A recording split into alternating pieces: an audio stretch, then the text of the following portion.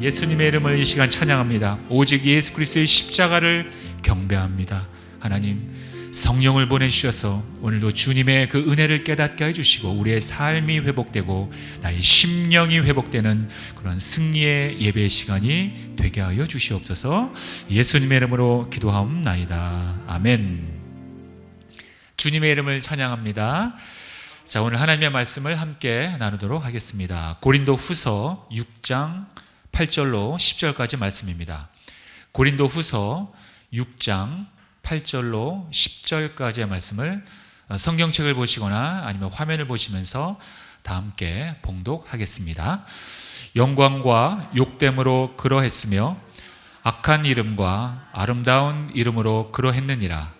우리는 속이는 자 같으나 참되고 무명한 자 같으나 유명한 자요 죽은 자 같으나 보라 우리가 살아있고 징계를 받는 자 같으나 죽임을 당하지 아니하고 근심하는 자 같으나 항상 기뻐하고 가난한 자 같으나 많은 사람을 부유하게 하고 아무것도 없는 자 같으나 모든 것을 가진 자로다. 아멘. 자, 오늘 설교의 제목은요, 역설의 하나님. 함께 따라하겠습니다. 시작. 역설의 하나님. 오늘 본문을 통해서 역설의 하나님이라는 제목으로 말씀을 나누도록 하겠습니다. 이 역설이라는 말 무슨 뜻인지 여러분들 아시죠? 사전을 찾아보니까 이렇게 나와 있습니다. 어떤 주의나 주장에 반대되는 이론이나 말, 이렇게 나와 있습니다. 우리가 성경을 보면은 참 이 역설적인 내용들이 참 많이 나오는 것을 우리가 발견할 수 있습니다. 예를 들자면 예수님은 마태복음 5장 3절에서 이렇게 말씀하셨어요. 심령이 가난한 자가 복이 있나니 천국이 그들의 것이며, 이렇게 말씀하신 바 있습니다. 가난한 것이 복이래요. 여러분, 어떻게 가난한 게 복이 될 수 있습니까? 그런데 알고 보면 우리의 심령이 가난해야 우리가 천국을 갈망하기 때문에 결국 우리가 심령이 가난했을 때 천국을 소유할 수 있다는 그러한 성경의 그 역설의 진리를 말씀하는 것입니다. 그래서 우리는 성경을 역설의 진리라고 말하기도 하는 것입니다. 그래서 그리스도인의 인생 역시 역설입니다. 인간의 상식과 세상의 눈으로 볼 때는 정반대되는 것들이 너무나 많다는 거예요. 지는 게 이기는 것이고 버리는 것이 얻는 것이며 죽는 것이 곧 살게 되는 것입니다. 이 세상에서 말하는 진리와는 정반대라는 거예요. 세상에서 말할 때 논리적으로 맞지 않는다는 것입니다. 지는데 그게 어찌 이기는 것이 될 수 있다고 말하겠습니까? 버리는데 그게 어찌 얻는 것이라고 말할 수 있겠습니까? 그리고 한 번 죽으면 끝인데 왜 죽는 게 다시 사는 것이냐고 이 세상은 말한다는 거예요. 보편적인 지식과 상식으로는 이해할 수 없는 그런 가치관이 성경이라는 것입니다. 그런데 중요한 것은 우리의 신앙은 바로 이 역설의 중심을 두고 있다는 거예요. 그리고 우리의 인생도 이 역설이 없으면은 해석이 안 되는 게 너무 많다는 것입니다. 자, 그렇다면 여러분들 생각해 보십시오. 이 세상 가운데서, 이 우주 가운데서, 이 우주 만물 가운데서 가장 크고 위대한 역설은 여러분들 무엇일까요? 그것은 바로 예수 그리스도입니다. 예수 그리스도가 바로 가장 위대한 역설이라는 것입니다. 하나님의 아들이 인간의 몸을 입고 이 땅에 오셨다는 것은 이 세상의 보편적인 상식으로는 이해할 수 없는, 논리가 안 되는 그런 진리라는 것입니다. 극악무도한 죄인을 처형하는 그 십자가가 어떻게 인간의 구원의 상징이 될 수 있냐는 것입니다. 사람의 상식과 지혜로는 그 십자가가 구원의 상징이라는 것이 받아들일 수 없다는 것입니다. 세상의 권력에 의해서 처참하게 짓밟힌 그 패배의 상징인 십자가가 어떻게 우리를 죽음에서 구원할 수 있는 승리의 상징이 될 수 있느냐는 것입니다. 예수님이 온 세상의 구주가 되신다는 것은 자신을 어린 양처럼 제물로 드렸기 때문에 이루어진 것입니다. 이것은 이 세상에서는 이해할 수 없는 정말로 역설 중에 역설이라는 것입니다. 힘과 승리를 숭배하는 이 세상에서 약함과 고난을 통해 보여준 최고의 역설인 것입니다. 세상의 상식을 완전히 뒤집는 최고의 역설이라는 것입니다. 그런데 이 역설이 우리에게는 가장 복음 중에 핵심이 되어버린 것입니다. 여러분, 하나님이 하신 일을 한번 살펴보시기 바랍니다. 성경을 자세히 보면요, 역설이 아닌 것이 사실은 없어요. 사실 인생도 지혜의 눈을 갖고 자세히 관찰해 보면 사실 모두가 역설입니다. 예수님의 팔복, 마태복음에 나오는 팔복 역시 모두가 다 역설입니다. 부자가 복이 있다고 생각하는 이 세상에서 어떻게 가난한 사람이 복이 있겠습니까? 그런데 예수님께서는 가난한 사람이 복이 있다고 합니다. 그리고 웃는 사람이 복이 있다고 말하는 이 세상에서 예수님은 애통하는 자가 복이 있다고 말씀하고 있어요. 그리고 무조건 빨리 움직이고 이 호통치는 사람이 정말 이 잘 사는 세상에서 예수님께서는 온유한 사람이 복이 있다고 말씀합니다. 불법을 행하는 사람들이, 편법을 행하는 사람들이 잘 사는 이 세상에서 의에 줄이고 목마른 사람들이 복이 있다고 주님을 말씀하십니다. 가난한 사람을 돌아보지 않고 자기 유익만 챙기는 그러한 사람들이 출세하는 이 세상에서 긍휼함을 베푸는 자, 긍휼히 여기는 자가 복이 있다고 주님을 말씀하십니다. 거짓말로 성공하는 이 세상에서 마음이 청결한 자가 복이 있다고 주님을 말씀하십니다. 항상 전쟁이 끊이지 않는 그러한 이 세상에서 화평하게 하는 사람이 복이 있다고 예수님은 말씀하십니다. 손해보는 것을 바보로 여기는 이 세상에서 의를 위하여 박해받는 사람이 복이 있다고 예수님은 말씀하십니다. 다 역설입니다. 세상은 이런 것들을 절대로 복이라고 말하지 않습니다. 오히려 이렇게 살면 미련하고 바보라고 부모님들은 자녀들에게 가르칩니다. 그러나 예수님은 바로 이러한 8가지 복, 8복이 복 중의 복이라고 말씀하고 있는 것입니다. 엄청난 역설입니다. 그래서 세상 지혜와 하나님의 말씀이 항상 충돌하고 있는 것입니다.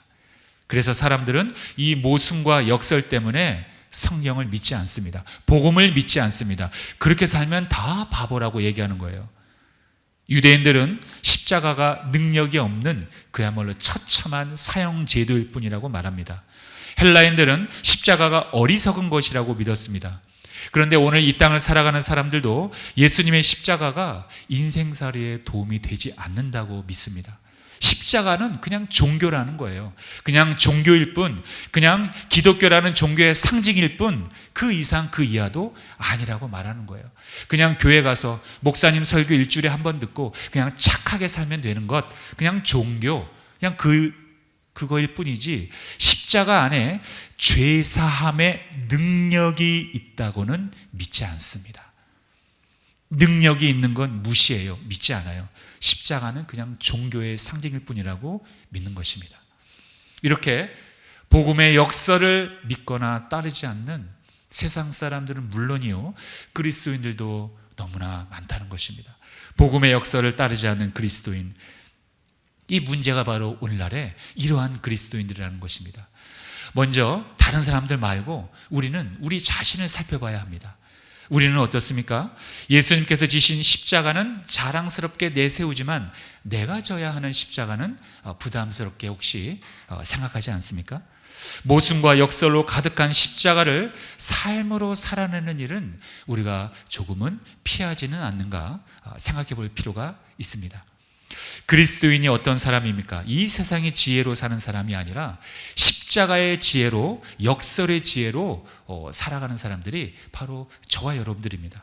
그런데 이 역설을 포기하고 세상의 가치관, 세상의 지혜를 따라가서 산다면 절대로 우리의 삶 가운데 믿음의 역사는 결코 일어나지 않는다는 것입니다. 오늘날의 교회와 그리스도인들이 비난을 받는 이유가 바로 여기에 있는 것입니다.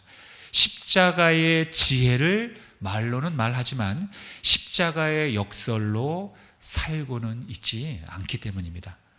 우리가 잊어버려서는 안 됩니다. 그리스도인과 교회는 이 세상과 경쟁해서 승리하기 위해서 부름받은 그러한 공동체가 아니라는 것입니다. 이 세상보다 우리 교회가 더 큰 힘을 휘두르고 세상보다 더 높은 자리를 차지하기 위해서 우리가 부름받은 그러한 개인과 공동체가 아니라는 거예요. 우리는, 그리고 이 교회는 이 세상에 제물이 되기 위해서 부름을 받았습니다. 십자가 복음을 증거하기 위해서 부름을 받았다는 거예요. 십자가로 삶을 살아내기 위해서 우리가 부름을 받았다는 것입니다. 그러한 삶을 하나님은 요구하신다는 거예요. 우리의 삶이 예수님의 그 모습을 드러내지 않는다면, 우리의 언행을 통해서, 우리의 삶의 그 작은 부분을 통해서, 우리를 통해서 타인들이, 이웃들이 예수님을 발견하지 못한다면, 아무리 우리가 입으로 주님을 외친다고 해도 그들은 우리를 따라오지 않는다는 것입니다. 그런데 모든 사람들은 알게 모르게 이 힘을 사랑하는, 어떤 권력을 의지하는 그런 본능이 있다는 거예요. 자기의 존재를 증명하고 과시하고자 하는 그런 자아 욕구가 본능적으로 있습니다. 그래서 주님을 위해서라면 나는 강해져야 하고 늘 성공해야 한다는 그런 어떤 압박감이 있다는 거예요. 그런데 예수님은 반대로 말씀하십니다. 너희들이 약해야 오히려 더 강해진다고 말하고 있어요. 너희들이 아파야 그래야 나를 드러낼 수 있다고 말하고 있습니다. 이 말씀 역시 성경의 굉장한 역설입니다. 약한 그때가 꼭 강하다는 거예요. 우리가 다 알고 있는 고린도후서 12장을 보면 사도 바울이 자신의 몸에 있는 질병 때문에 그 치료해달라고 예수님께, 하나님께 기도하는 내용이 나옵니다. 바울은 이 질병이 자신에게서 떠나가게 해달라고 주님께 3번이나 절박하게 간구하는 장면이 나옵니다. 쉽게 얘기하면 이런 거예요. 우리가 기도할 때 이렇게 기도하지 않습니까? 하나님, 내 몸이 건강해야 하나님을 더 잘 믿을 거 아닙니까? 내가 부자가 돼야 하나님께 더 영광이 되는 거 아닙니까? 내가 성공해야 하나님이 더 기뻐하시는 거 아닙니까? 내가 성공하고 부자가 되고 내가 이 땅에서 권력을 내가 갖고 있어야지만 많은 사람들한테 영광이 더 뛰어올라서 하나님 앞에 영광을 드러내는 거 아니겠습니까? 그렇기 때문에 내가 건강해야 되겠습니다, 하나님. 그렇기 때문에 내가 부자가 되어야 되겠습니다, 하나님. 그렇기 때문에 내가 성공해야 되겠습니다, 하나님. 우리가 이렇게 기도한다는 거예요.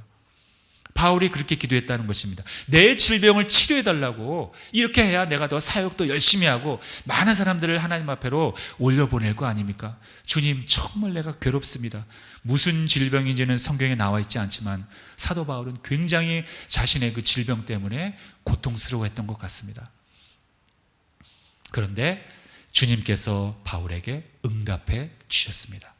그런데 그 응답의 내용이 바로 이런 것이었습니다. 자, 함께 읽겠습니다. 시작. 내 은혜가 내게 족하도다. 이는 내 능력이 약한 데서 온전하여 짐이라. 이것 또한 역설입니다. 여러분, 이게 무슨 뜻입니까? 내가 연약할 때 주님을 더 붙잡게 된다는 거예요. 우리 생각에는 내가 성공하고 건강하고 부자가 되면 하나님을 더 잘 섬길 것 같다고 나를 그렇게 판단하고 나는 그렇게 생각하지만 그건 내 생각이지, 우리를 창조하신 하나님의 생각으로 볼 때는 그것이 아니라는 거예요. 상대적으로 우리는 하나님을 찾지 않는다는 거예요. 그러면 그럴수록 오히려 내가 연약하고 내가 병들어 있고 내가 실패하고 내가 가난해질 때, 그때 우리는 하나님을 더 붙잡고 울부짖고 주님 안에 거하며 하나님을 찾는다는 것입니다. 바울이 지금 그런 상태라는 거예요. 몸이 아프기 때문에 하나님께 기도하고 하나님을 더 붙잡고 하나님을 의지한다는 것입니다. 그렇기 때문에 주님 안에 거하며 살아가게 된다는 것입니다. 바로 하나님께서는 그렇기 때문에 내 은혜가 너에게 족하다는 것이, 충분하다는 것입니다. 왜냐하면 네가 약할 때 나를 찾기 때문에 내가 네 안에 거하고, 그러므로 인해서 내가 거함으로 인해서 능력이 나간다는 것입니다. 그래서 바울은 자신의 약함을 통해서 오히려 그리스도의 능력이 온전히 드러난다는 것을 깨닫고 경험하게 된 것입니다. 이것은 예수님의 역사, 예수님의 은혜를 통한 그러한 실제적인 체험이었던 것입니다. 그래서 바울은 약한 그때가, 우리가 약했을 때 우리가 하나님을 의지하게 됨으로 말미암아, 의지하면은 하나님이 당연히 내 안에 거하기 때문에 그때 하나님의 능력이 나를 통해서 나온다는 것입니다. 약한 그때가 곧 강한 때라는 거예요. 이런 역설의 신앙을 사도 바울은 우리에게 알려주고 있는 것입니다. 그 결과 사도 바울은 자신의 약한 것들, 능력받는 것, 궁핍한 것, 박해받는 것, 환난과 공고를 경험하는 것, 이것이 오히려 나에게는 더 기쁨이 되었다는 거예요. 그런 때 자신은 약하고 무능력하지만 그러므로 인해서 하나님을 더 의지하기 때문에 예수님이 나에게 더 가까이 온다는 것을 깨달았다는 것입니다. 바울은 이런 그리스도인의 신비의 역설을 깨달았다는 것입니다. 그래서 바울은 그 신비를, 그 신비스러운 복음의 역설을 고백하는 것입니다. 오늘 처음에 읽었던 그 본문이 바로 그 역설의 복음을 말하는 것입니다. 다시 한번 오늘 처음에 읽었던 본문을 읽겠습니다. 시작. 우리는 속이는 자 같으나 참되고 무명한 자 같으나 유명한 자요, 죽은 자 같으나 보라 우리가 살아있고, 징계를 받는 자 같으나 죽임을 당하지 아니하고, 근심하는 자 같으나 항상 기뻐하고, 가난한 자 같으나 많은 사람을 부유하게 하고, 아무것도 없는 자 같으나 모든 것을 가진 자로다. 겉으로 보기에 그리스도인들은 바보 같지만 복음의 진리, 영생의 진리, 하나님의 진리를 전하는 참되고 그야말로 진실한 사람들입니다. 겉으로 보기에는 아주 유명하지 않고 무명한 그런 초라한 사람들처럼 보이지만 사실은 이 우주 만물을 창조하신 하나님이 알아주시고 예수님께서 인정한 그야말로 유명한 사람들이 우리 그리스도인이라는 것입니다. 때로는 죽어 있는 것처럼 보이지만 사실은 예수님의 영원한 생명을 우리가 소유한, 영생을 소유한 그러한 사람들이라는 것입니다. 징계를 받아 고난 속에서 살고 있는 것처럼 세상 사람들에겐 보여지지만 우리는 예수님 안에서 죽지 않고 하나님의 평강을 누리는 사람들입니다. 근심하면서 염려하면서 걱정하면서 사는 것 같지만 사실은 우린 예수님 안에서 이미 승리를 갖고 있는 사람들이기 때문에 늘 기뻐하며 사는 사람들이라는 것입니다. 겉으로 보기에는 우리가 좀 없고 부족하고 가난한 사람들 같지만 우리는 온 세상을 소유한, 우주 만물을 창조하신 하나님을 품고 있기 때문에 가장 가치 있는 것, 영원한 것을 소유한 그러한 위대한 하나님의 자녀들이라는 것입니다. 성도 여러분, 바로 저와 여러분들이 바로 이러한 그리스도인으로 살아야 할 줄로 믿습니다. 하나님의 영원한 가치가 무엇인지 아는 그리스도인들이라면 우리는 이 세상에서 역설의 삶을 살 수밖에 없다는 것입니다. 그래서 그리스도인들은 역설의 신앙을 우리는 하찮게 여기지 않습니다. 아주 소중한 가치로 여기며 살아간다는 거예요. 그리고 그 역설의 신앙으로 인해서 우리는 성장하고 성숙해지는 것입니다. 요한복음 12장 24절에 이렇게 나와 있습니다. 자, 시작. 내가 진실로 진실로 너에게 이르노니 한 알의 밀이 땅에 떨어져 죽지 아니하면 한 알 그대로 있고 죽으면 많은 열매를 맺느니라. 역시 역설의 복음입니다. 살아야 사는 건데 죽어야 많은 열매를 맺는데요. 이것이 바로 하나님이 우리에게 주신 위대한 생명의 역설인 것입니다. 여러분, 한국 최초의 개신교 선교사가 누군지 아십니까? 지지난번에도 제가 자주 언급하는 선교사님입니다만 바로 영국의 토머스라는 선교사이십니다.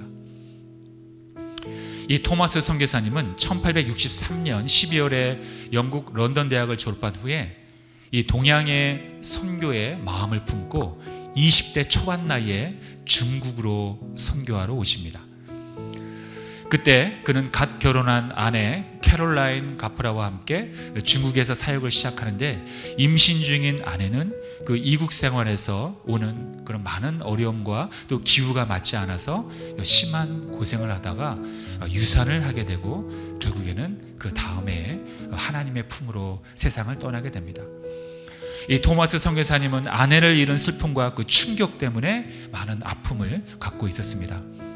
그리고 그는 그 후에 중국 다음으로 이 조선 땅의 선교를 마음에 품게 됩니다. 그리고 그는 그때부터 중국어 성경책을 한국말로 바꾸기 위해서 이 한글을 공부하게 됩니다. 그래서 중국에서 열심히 한글을 공부하게 됩니다. 그리고 그 후에 1866년에 이 제너럴 셔먼이라는 배가 이 조선에 들어간다는 소문을 듣고 이 토마스 선교사님은 이 제너럴 셔먼이라는 이 배의 통역관의 자격으로 배에 승선하게 됩니다. 그리고 1866년 8월 상당한 분량의 이 한문으로 된 성경책을 갖고 조선을 향해서 출발합니다. 그런데 그 당시 조선은 이 쇄국 정책이 있었어요. 외국의 그런 문물을 받지 않는다는 것입니다. 외국과 접촉을 끊고 있었기 때문에 이 대동강에 들어온 이 제너럴 셔먼호가 그만 조선의 공격을 받게 됩니다. 그래서 배에서 불이 납니다.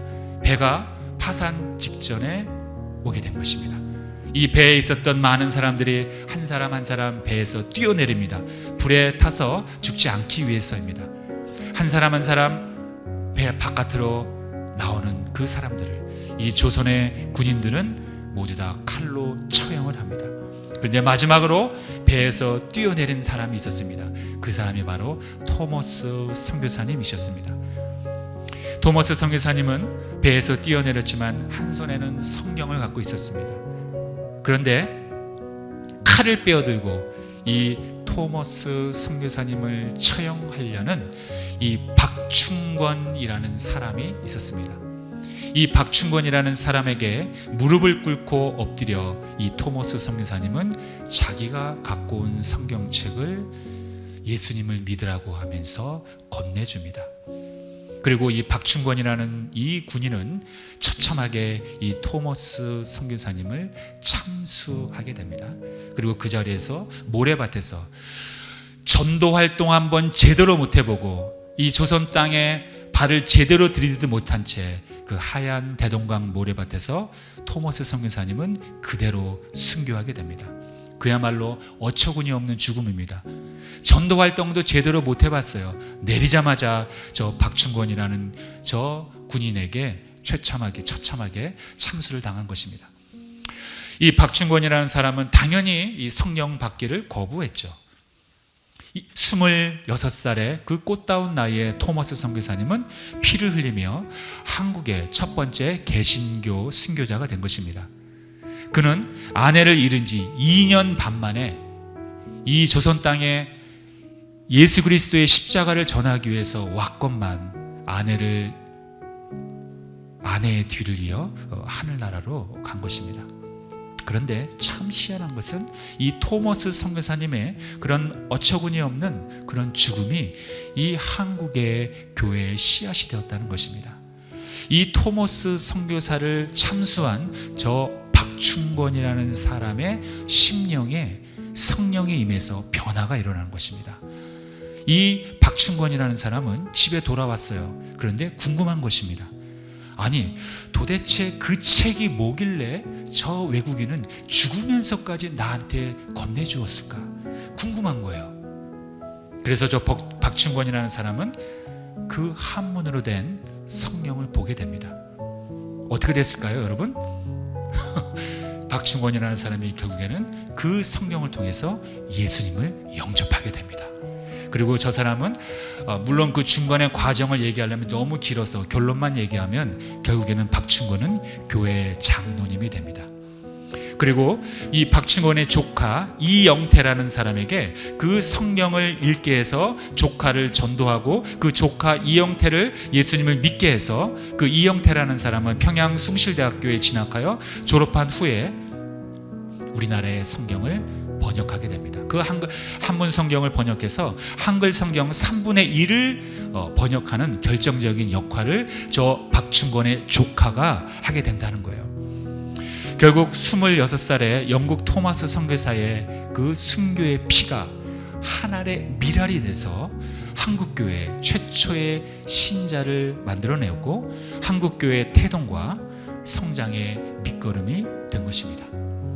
이 26살의 참이 꽃다운 나우의 영국의 토마스 선교사님의 죽음은 이 세상에 볼 때는 허무한 죽음이요, 헛된 죽음이요, 처참한 죽음이요, 복음 한번 이 전도 활동 한번 제대로 하지도 못하고 배에서 내리자마자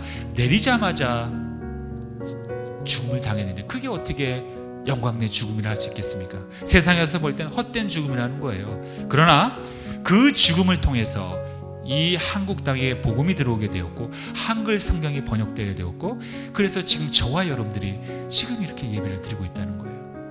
이 어떻게 역설이 아니고서는 이렇게 되겠습니까? 세상에서 볼 때는 위대한 역설이라는 것입니다.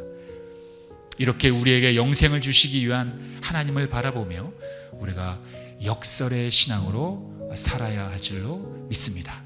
세상에서 볼 때는 보잘것없는 죽음이지만 하나님이 볼 때는 위대한 생명의 미랄이 되었다는 것입니다. 이제는 하나님께서 우리에게 요구하십니다. 저 토머스 선교사님에게 요구했던 그 하늘의 미랄을 지금은 우리에게 요구하신다는 거예요. 어쩌면 이 땅에 순교의 피를 하나님께서는 또 요구하고 계실지도 모릅니다.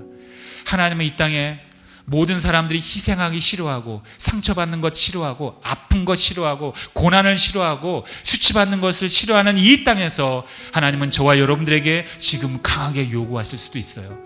이 땅에서 수치를 당해라, 수모를 당해라. 복음을 전하기 위해서는, 그렇게 살기 위해서는 너의 자존심을 버려라, 너의 마음을 버려라, 상처를 받아라. 예수 그리스도의 십자가를 위해서라면 이렇게 역설의 복음을 우리에게 요구하고 있다는 것입니다. 여러분들이 그 대열에, 저와 여러분들이 그 반열에 우리는 살아가야 할 줄로 믿습니다.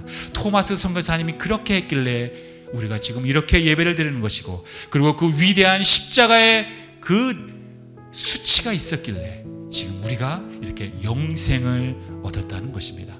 바로 그러한 역설의 신앙을 갖고 이 땅을 살아갈 때 우리의 자녀들이 하나님의 그 나라에 들어올 줄로 믿습니다. 그리고 이 땅이 회복될 줄로 믿습니다. 그리고 이 땅에 만연한 악들이 모두 해결되고 하나님 앞에 선한 모습으로 변화될 줄로 믿습니다. 여러분들 지금 뉴스를 보셔서 알겠지만은 미국의 그 어떤 젊은 아이가 그 총으로 난사를 해서 많은 사람들이 죽지 않았습니까? 그 부모들의 마음이 어떻겠습니까? 여러분들은 그러한 뉴스를 접할 때 어떤 마음이 드십니까? 그냥 어떠세요? 그냥 아이고 안 됐네 불쌍하죠 당연히. 그러나 우리는 그 이상의 것을 볼 줄 알아야 됩니다. 영적으로 우리는 그러한 사건들을 해석할 줄 알아야 됩니다. 이 땅에 그러한 원수마귀가 판을 치는 악이 만연할 때 우리는 그렇다면 어떻게 해야 하는가? 우리는 속히 이 땅의 복음을 우리의 삶을 통해서 우리는 나타내고 십자가를 드러내야 한다는 것입니다. 그래야지만 그런 끔찍한 모든 악들이 이 땅에서 모두 사라지고 하나님의 나라가 이 땅에 임한다는 것입니다. 여러분들의 언행을 통해서, 여러분들의 삶을 통해서, 여러분들의 가족들의 그 부딪히는 모든 관계를 통해서, 여러분들의 앞집, 옆집, 이웃들, 친구와의 관계를 통해서 여러분들이 십자가를 전하는 그러한 여러분들 모두가 되시길 주님의 이름으로 축원합니다. 기도하겠습니다. 약할 때 강함 되시는 우리 주님을 찬양합니다. 나의 보배가 되시는 우리 주님을 찬양합니다. 하나님께서는 우리에게 역설로 복음을 전하십니다. 그러나 세상 사람들은 바보 같다고 합니다. 왜 손해를 보냐는 것입니다. 그러나 예수 그리스도는 이 땅에서 처참하게 십자가로 죽으셨습니다. 세상에 바라볼 때는 어처구니 없는 죽음이요, 정말로 보잘것없는 그런 하찮은 일이었습니다. 아무런 의미가 없는 일이었습니다. 죽음 이후에 아무 일도 일어나지 않았던 것이라고 세상은 폄하하고 있습니다. 그러나 사실은 그렇지가 않습니다. 그 위대한 죽음 이후에 주님은 부활하셨고 우리의 죄값이 지불된 것입니다. 그러므로 그 십자가는 곧 우리의 능력이요 우리의 영원한 생명을 주신 것입니다. 그러므로 우리는 그 십자가를 전하기 원합니다. 우리의 삶을 통해서, 우리의 언행을 통해서, 우리의 가족들에게, 우리의 이웃들에게 하나님의 사랑을 전하기 원합니다. 우리의 따스한 말로, 우리의 따스한 행동으로, 우리가 용서해 주는 그 언행으로 십자가를 전하기 원합니다. 하나님, 우리가 아직도 원수로 살아가는 그러한 사람들이, 이웃들이 있습니까? 그러한 가족들이 있습니까? 오늘 다시 한번 예수 그리스도의 십자가를 품고 우리의 용서를 또 사랑을 품기 원합니다. 우리의 자녀들을 품기 원합니다. 우리의 가족들을 품기 원합니다. 이웃을 품기 원합니다. 예수님을 내 심령에 품었다면 우리가 용서하지 못할 게 무엇이 있으며 우리의 분노를 풀지 못할 게 무엇이 있겠습니까?